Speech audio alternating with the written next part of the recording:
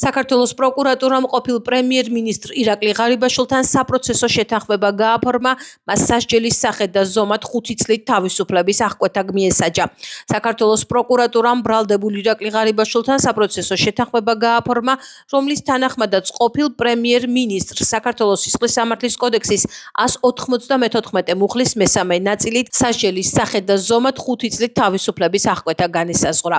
მასვე დამატებით სასჯელის სახით დაეკისრა ჯარიმა 1 მილიონი ლარის ოდენობით. მას ასევე სახელმწიფოს სასარგებლოდ ჩამოერთვა დანაშაულებრივი საქმიანობის შედეგად მიღებული და მისი საცხოვრებელი სახლის ჩხრეკის დროს ამოღებული ფულადი თანხა.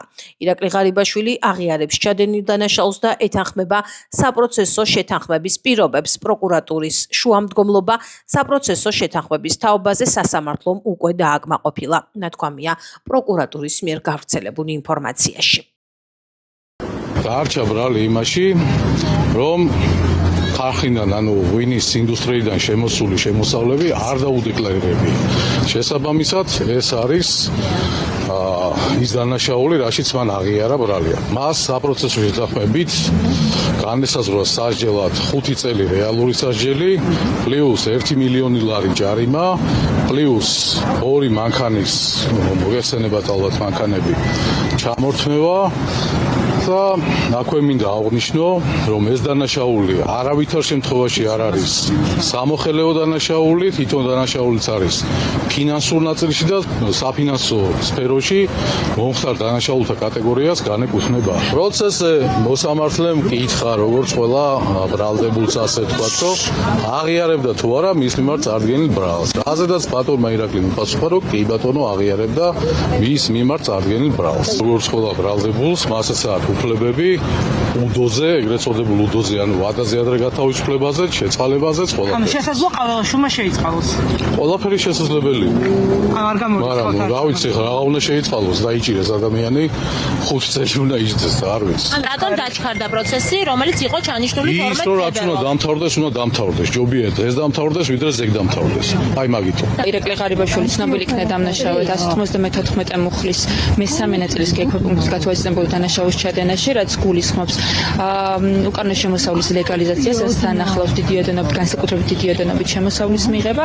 შესაბამისად, სასამართლოს წარუდგინეთ შუამდგომლობა საქმის არსებითი განხილვის გარეშე განაჩენის გამოტანის თაობაზე, რომლის მიხედვითაც უკვე სასამართლომ იგი დამნაშავედთან წარდგენილ ბრალდებაში, ხოლო სასჯელის სახით და ზომად განისაზღვრა 5 წლით თავისუფლების აღკვეთა. ირაკლი ღარიბაშვილმა სასამართლო პროცესზე აღიარა ჩადენილი დანაშაული, სწორედ ეს გახდა საფუძველი მას საპროცესო შეთანხმების გაფორმების და ეთანხმა იგი წარდგენილ პირობებს და შესაბამისად გაფორმდა საპროცესო შეთანხმება. უმეტესად შემთხვევაში საქმის წარმოდგენილი იყო არაერთი მოწმის ჩვენება, კონკრეტულ სახელსა და გვარებს მე ვერ დაგისახელებ. ერი პოლიტიკური პასუხისმგებლობა ფორმალურადაც კი არ აქვს აღებული პოლიტიკურ გუნდს, რომლებიც დაშუკრავდნენ, როდესაც ჩვენ ოპოზიცია და ლელოძლიერი საქართველოს საუბრობდით სავარაუდო კორუფციულ ფაქტებზე, გვეუბნებოდნენ, რომ ჩვენ ვიყავით მატყუარები და სიცრუის გამავრცელებლები და ეს ადამიანები, რომლებმაც განამწესეს აირჩიეს პარლამენტში, ეს ადამიანები უმაღლეს თანამდებობებზე, სად არის მათი პოლიტიკური პასუხისმგებლობის საკითხი,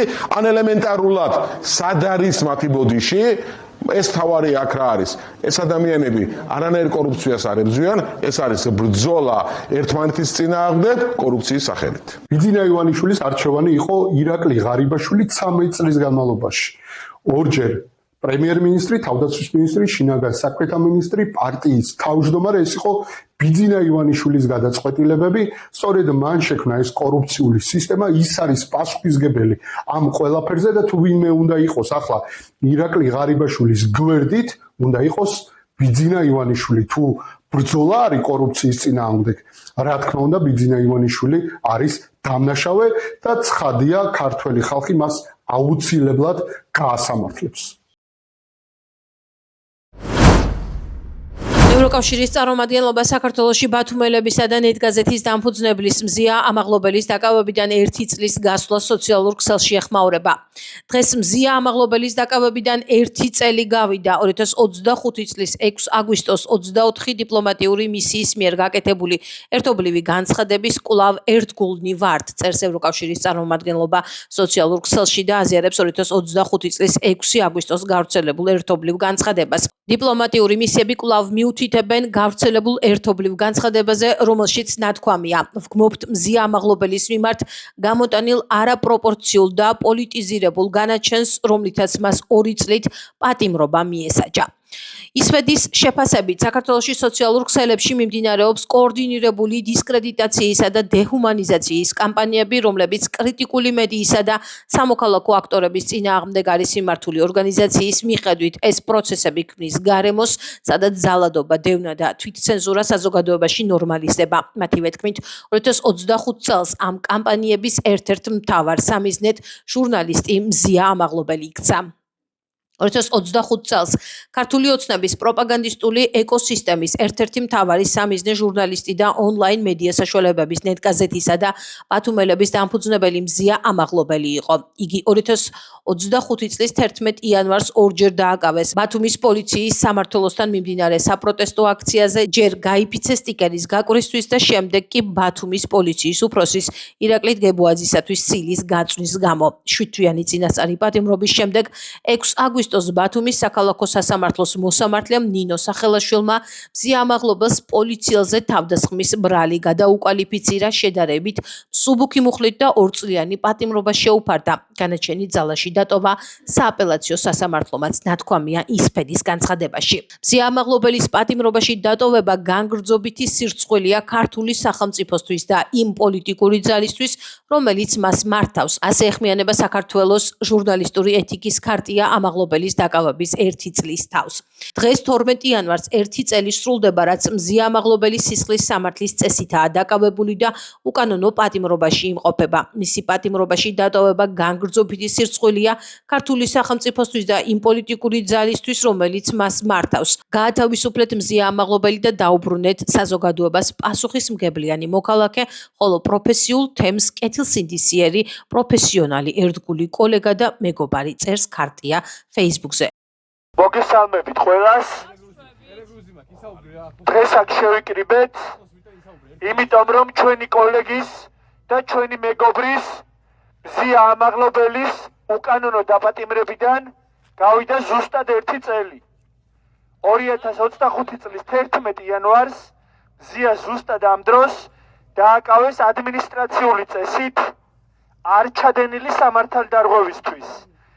დააკავეს იმიტომ, რომ მან ბათუმის პოლიციის შენობის ღობეზე, ეზოს ღობეზე მიაკრა პოსტერი წარწერით გაიფიცე დაგეგმილ საყოველთაო გაფიცვასთან დაკავშირებით. ამის გამო დააკავეს ის უკანონოდ, რის შემდეგაც ის მალევე გაათავისუფლეს, თუმცა მერე მის მიმართ მთელი დანაშაულების კასკადი იქნა ჩადენილი, რასაც მოყვა სილა რეჟიმისთვის, რის შემდეგაც მზია დააკავეს უკანონოდ სისხლის სამართლის წესით. დღეს გავიდა 1 წელი მზიას უკანონო დაპატიმრებიდან. ჩვენ ხვალ საღამოს 8 საათზე გვაქვს დაგეგმილი მარში მზიას თავისუფლებისთვის.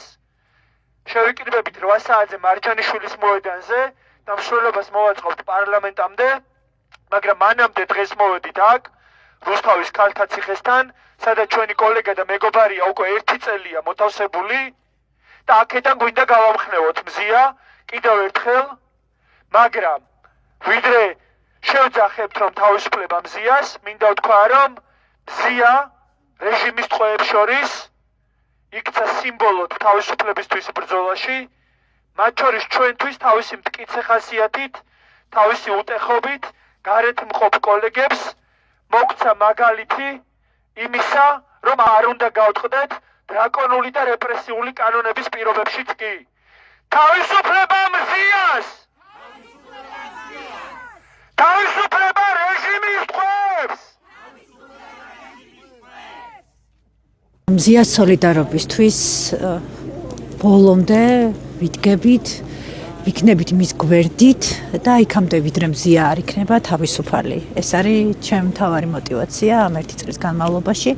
ჩვენ 1 წლის წინ როცა მზია დააკავეს, ვიცოდით რომ რეჟიმი მას საგანგებს თვალსაჩინოდ დასჭიდა, მაგრამ ასევე ვიცოდით რომ ჩვენი გვერდში დგომა და სოლიდარობა იქნებოდა ურყევი და ძალიან მედეგი და მზიას გატეხვას, შეშინებას ვერ მოახერხებდნენ და ეს ძალიან ნათელი და ხილულია დღეს. ამიტომ ჩემი დღესად ყოფნის მთავარი მიზეზი არის მზიას გვერდში ყოფნის ჩვენება. ცნობისთვის 2025 წლის 6 აგვისტოს ბათუმელი ჟურნალისტი მზია ამაღლობელი ბათუმის პოლიციის უფროსზე თავდასხმის ბრალდებით 2 წლით დააპატიმრეს. იგი 11 იანვარს დააკავეს, ხოლო 14 იანვარს სასამართლომ მის მიმართ პატიმრობა აღკვეთის ღონისძიებად განსაზღვრა. ადვოკატების შუამდგომლობები პატიმრობის შეცვლის შესახებ როგორც ბათუმის საქალაქო, ისე ქუთაისის სააპელაციო სასამართლომ არ დააკმაყოფილა. საქართველოს ახალგაზრდა იურისტთა ასოციაციის განცხადებით საქმეში გამოყენებული იყო გაყალბებული ოქმი. დაკავების შემდეგ ამაღლობელი 38 დღის განმავლობაში შიმშილობდა და 18 თებერვალს მკურნალთა დახმარებით კვება აღადგინა. ნარკოდანაშაულის ბრალდებით წარსულში სასამართლები და ამჟამად პირობითი მსჯავრის ქვეშ მყოფი პირი დააკავეს. სამართალდამცველებმა ბრალდებული საცხოვრებელი სახლების ჩხრეკის შედეგად ნივთმტკიცებად დიდი და განსაკუთრებით დიდი ოდენობით სხვადასხვა სახის ნარკოტიკული საშუალება ამოიღეს, მათ შორის კოკაინი, გამომშრალი მარიხუანა და მცენარე კანაფი. ჩატარებული საგამოძიებო მოქმედებების შედეგად პოლიციის მიერ ასევე ამოღებულია ნარკოტიკული საშუალების დაფასვებისათვის საჭირო მასალები. გამოძიება სისხლის სამართლის კოდექსის 260 კვარტა 265 პრიმა და 273 მუხლებით მიმდინარეობს, რაც 20 წლამდე ან უვადო თავისუფლების აღკვეთას ითვალისწინებს.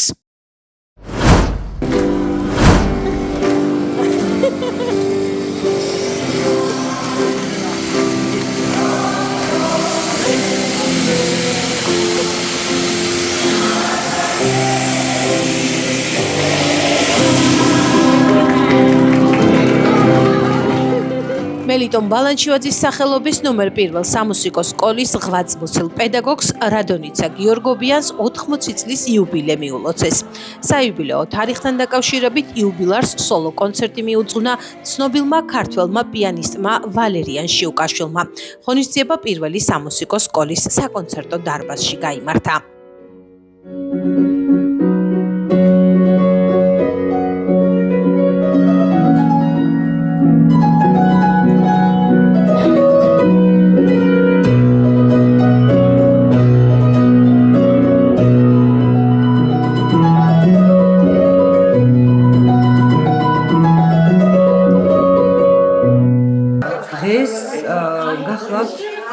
სოფლიოში აღიარებული პიანისტის, ქართველი პიანისტის ბატონ ვალერიან შიუკაშვილის კონცერტი, რომელიც ეძღვნება ჩვენი ღვაწლმოსილი პედაგოგის დირექტორის მოადგილე გახლავთ ეს ქალბატონი, ელეცავსე, უდიდესი პროფესიონალი, არაჩვეულებრივი პიროვნება, ქალბატონი რადონიცა ნუგეშა გიორგობიანი. სწორედ დღეს ვზეიმობთ მის იუბილეს.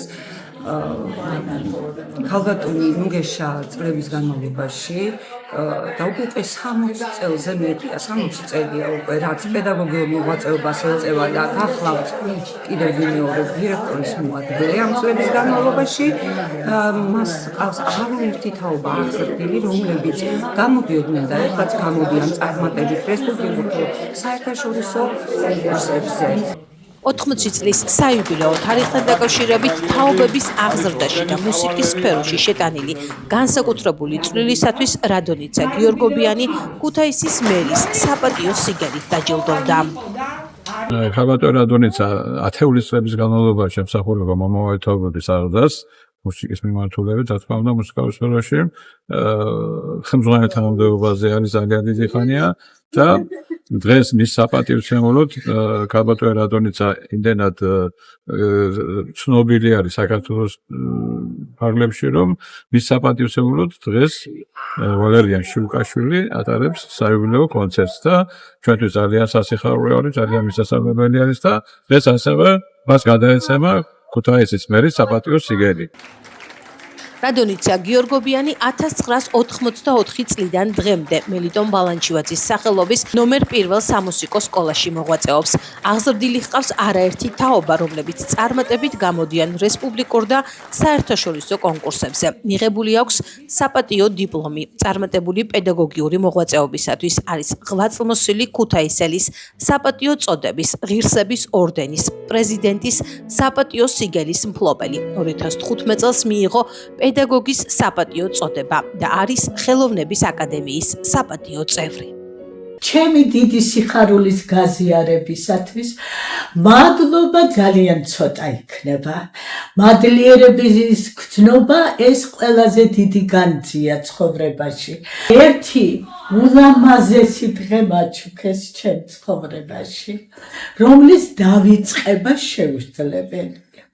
მუსიკის სწავლა მომავალ თაობას სრულიად სხვაგვარ პიროვნებას აყალიბებს. მასში სულ სხვა სული ჩნდება, სულ სხვა ხედვა ცხოვრებისა, სულ სხვა სილამაზეა სამყაროს ახმისა. ამიტომ ყველა მშობელმა და ყველა ბავშვმა უნდა შთააგონოს თავიანთ თავს, რომ მუსიკის სწავლის შემდეგ ისინი განსხვავებული, განსაკუთრებული და განსაკუთრებულად ლამაზები იქნებიან. ახურებული პედაგოგის წოდებად აჭირდოვებს რადონიცა გიორგობიანს მრავალწლიანი ნაყოფიერი პედაგოგიური მოღვაწეობასა და ქალაქის ახალგაზრდა თაობის აღზრდაში შეტანილი განსაკუთრებული წვლილისათვის.